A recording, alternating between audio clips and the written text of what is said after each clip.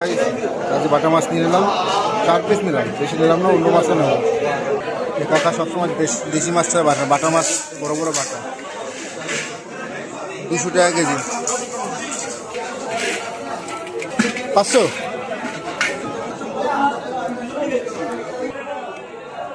Piece করতে হবে না, ঠিক আছে। কাকা অল টাইম সবসময় দেশি মাছ, কাতলা মাছের মাছ শেষ সব কাকা। ফুলকে ফেলা দিও।